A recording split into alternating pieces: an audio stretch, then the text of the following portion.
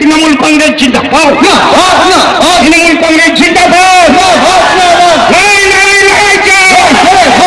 মোদি আর ঘড়ি করে লাভ নেই। আমি বলেছিলাম দিল্লিতে মোদিকে, ওটা চোর একটা, মোদিটা একটা চোর। একদিন ধরে একটু মাথায় দুটো লাঠি মারবো। এই মোদি একটা অসভ্য লোক, অসভ্যতামি করছেন, তাতে কিচ্ছু যে আসবে না। আমরা জিতবো। কি আমরা জিতবো তো? আপনারা সবাই ভালোবাসে তো, জিতবে।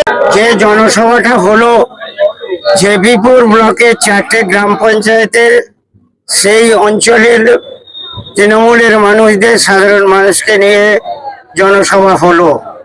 সেই জনসভায় আপনারা বুঝতে পারলেন যে এখানে জায়গা দেওয়া গেল না। অনেক মানুষ দাঁড়িয়ে দাঁড়িয়ে মিটিংটা শুনলো।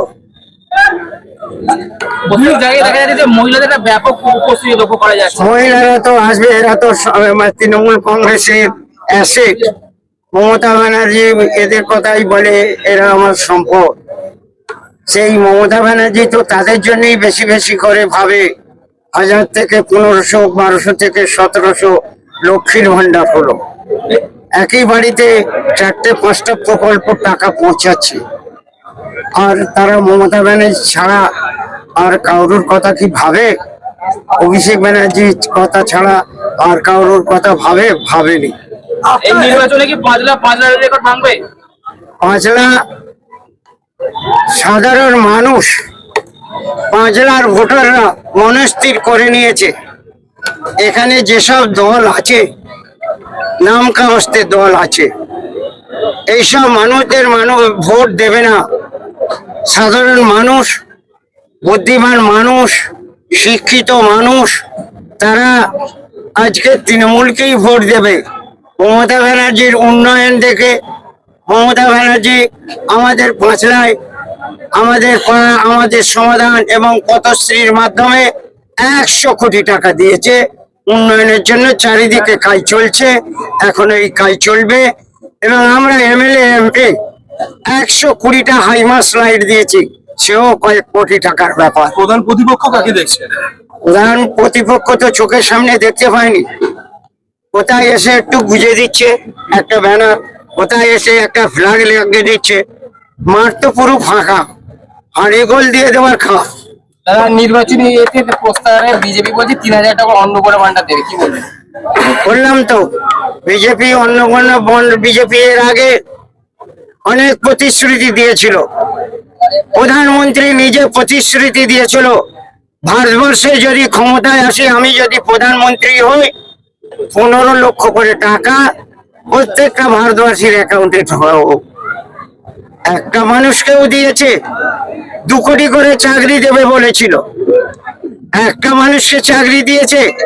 তৃণমূলের লোককে না হলে দিল না, কিন্তু কোনো মানুষকে, বিজেপির মানুষকেও দিয়েছে, দিতে পারেনি। এরা মিথ্যাবাদ, জুমলাবাজ বিজেপি পার্টি। অতএব এদের সম্পর্কে বলতে গেলে ঘৃণা লাগবে। এদের কথা বলে লাভ নেই, এরা দলটাই মিথ্যাবাদী দল। এখানকার বিজেপি প্রার্থী বলছে যে গোলসার মল্লিককে শিকড় উপরে ফেলে দেবে, কি বলবেন? সেইটা বললাম তো, যে এখানে বট গাছ আছে, যে দেখেছেন অসত্য কাজ দেখেছেন, তার শিকড় কত দূর। 40 বছর জনপ্রতিনিধি, 10 বছর পঞ্চায়েত সমিতি, 10 বছর প্রধান, আর 20 বছর বিধায়ক। আর ওরা এই 3 দিনের ছেলে। কদম গাছ যেমন ধাক্কা দিলে পড়ে যায়, ওরা সেইভাবে, ওদের শিকড় সেইভাবে উঠে পড়ে যাবে। আমাদের কিন্তু শিকড় যতই ঝড় বৃষ্টি হোক, যাই হোক, এ শিকড় ওড়াবে। কর্মীদের বিশেষ কি বার্তা দেবে? কর্মীরা আগামী দিনে এই মানুষের পরিষেবা দেবে, মানুষের উন্নয়ন করবে, দেশের কাজ করবে, দশের কাজ করবে। সেইটার জন্যই তো মমতা ব্যানার্জি, ওনারাই বলেছেন আগামী দিনে চিরদিনের জন্য লক্ষ্মীর ভান্ডার, রেশন সবকিছুই ধারাবাহিক ভাবে চলবে। কোথায় কিছু কোনোদিন বাদ দেওয়া হবে না। দেখে আপনি বলছেন ক্যাপ্টেন? এই ক্যাপ্টেনকেই দেখে বলছি। এত ভালো মানুষ। আমি যখন এসেছিলাম তখন উনি আমাদের সব ভেবে, আমি তো করতেও পারছিলাম না, আমি তো কথা বলছি না, একদম আমাকে বলেছিল যে আপনার কোনো চিন্তা নেই, আমি আছি। এবং সে একদম তুলে নিয়ে আমাকে চলে গেছিল। আমি জিতেছিলাম প্রথম, কারণ আমি না জিতলে 4 বার জিতলাম এই ভদ্রলোকের জন্য। কোনো সময় বলতো না প্রসন্ন চলে যান, আমরা দেখে নেবো। এইরকম ভালো মানুষ আমি খুব কম দেখেছি, সেই জন্য আমি এর পাশে পাশে থাকি বললাম আজকে। সেই জন্য ভীষণ ভালো মানুষ। আমি অনেক নেতা দেখেছি, অনেক নেতা হচ্ছে আমি তোমায় বলছি দেখেছি, কিন্তু আমি নট আ ডাউট, আমি অনেক দেখেছি, তুই বিশ্বাস করবে আমি এরকম লোক। কিন্তু আমি ওনাকে ভীষণ ভালোবাসি, ভীষণ ভালোবাসি। যে কোনো সময় আমার সাথে সম্ভব করেছে, আমার এমন ইলেকশন হচ্ছে সবের মধ্যে ঢুকেছে, লড়াই করেছে, এ তো আমি মানবো ওনাকে সারা জীবন ধরে। তৃণমূল কংগ্রেসের প্রার্থী গুলশান মল্লিকের সমর্থনে যে এত বড় মিছিল, কেমন মানুষের সাড়া পেলেন? আজকে আপনারা সকলেই দেখতে পেলেন যে আজকে মানুষের মধ্যে কিন্তু একটা ভালোবাসার ছাপ ছিল, একটা আবেগ উদ্দীপনা ছিল। আজকের এই জনসভা কিন্তু প্রমাণ করে দিয়েছে যে আমাদের 29শে এপ্রিল গুলশান মল্লিককে লক্ষাধিক ভোটে জেতানো শুধু সময়ের অপেক্ষা। আজকে মানুষের স্বতঃস্ফূর্তভাবে যে সাড়া, তার কারণ মমতা বন্দ্যোপাধ্যায়ের যে সরাসরি সামাজিক প্রকল্পগুলো মানুষের ব্যাংক অ্যাকাউন্টে পৌঁছে দিয়েছে। আজকে একটা প্রকল্পের জন্য মানুষকে প্রধানের দরবারে 10 বার যেতে হয় না। মানুষ দুয়ারে সরকারে যায়, সেখানে আবেদন করে, দলমত নির্বিশেষে, ধর্ম নির্বিশেষে, লক্ষ্মীর ভান্ডার থেকে শুরু করে যুবসাথী, কন্যাশ্রী, রূপশ্রী, যে 68টা মমতা বন্দ্যোপাধ্যায় জনমুখী প্রকল্প সরাসরি ব্যাংক অ্যাকাউন্টের মাধ্যমে আজকে অ্যাকাউন্টে পৌঁছে যায়। তাই আজকে মানুষ স্বতঃস্ফূর্তভাবে আজকে তৃণমূলের প্রতি সারা। এবং আমাদের বিধায়ক যিনি সারা 5 জেলা জুড়ে পথশ্রী প্রকল্প বিভিন্ন ডিপার্টমেন্ট থেকে, কৃষি ডিপার্টমেন্ট থেকে, জলসম্পদ ডিপার্টমেন্ট থেকে, RLI পাম্প, ন্যাচা খনন, আমাদের এই জগৎবল্লভপুর ব্লকের 5 জেলা বিধানসভার এই যে 4টে পঞ্চায়েতে কোটি কোটি টাকার বিধায়ক সাহেবের নেতৃত্বে আমাদের কাজ হয়েছে। আজকে আমাদের পঞ্চায়েতগুলিতে মুখ্যমন্ত্রী মমতা বন্দ্যোপাধ্যায় আজকে আমাদের পাড়া আমাদের সমাধানের মধ্য দিয়ে প্রত্যেকটা বুথ পিছু 10 লক্ষ করে টাকা দিয়েছে। সেই টাকাতে আমরা মুসলিম পাড়ায় কর্মস্থানে বাউন্ডারি ওয়াল যেমন করছি, ঠিক তেমনি আমরা হিন্দু পাড়ায় কোথাও শ্মশানে বাউন্ডারি ওয়াল, কোথাও শ্মশানে আমরা ইলেকট্রিক চুল্লি, কোথাও শ্মশানে আমরা চুল্লি, কোথাও আমরা করেছি হাইমাস লাইট, কোনো শ্মশানে করেছি আমরা সানের ঘাট। এবং রাস্তাঘাট, পানীয় জল, কোনো কাজের কোলগুস্তিয়া গ্রাম পঞ্চায়েত এবং MLA সাহেবের নেতৃত্বে কোনো কাজের খামতি রাখেনি। আমরা সরাসরি মানুষের সঙ্গে যোগাযোগ রাখি, নতুন করে আমাদের ভোট চাওয়ার কিছু নেই। আমরা মানুষের পাশে বিগত দিনও যেমন ছিলাম, এখনো আছি, আগামী দিনও ঠিক একইভাবে থাকবো। ফুলগস্তি অঞ্চল কত লিড দেবে?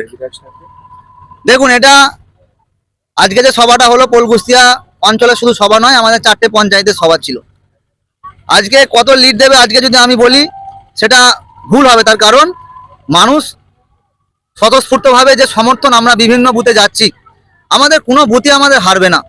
আজকে মুসলিম পাড়া বলুন, হিন্দু পাড়া বলুন, যে আমাদের 19টা বুথ রয়েছে, 19টা বুথেই স্বতঃস্ফূর্তভাবে, বিশেষ করে মায়েদের যে সারা, মহিলাদের যে সারা, আজকে কিন্তু আমরা পোলকুস্তিয়া গ্রাম পঞ্চায়েতের কোনো বুথ আমরা পিছবো না।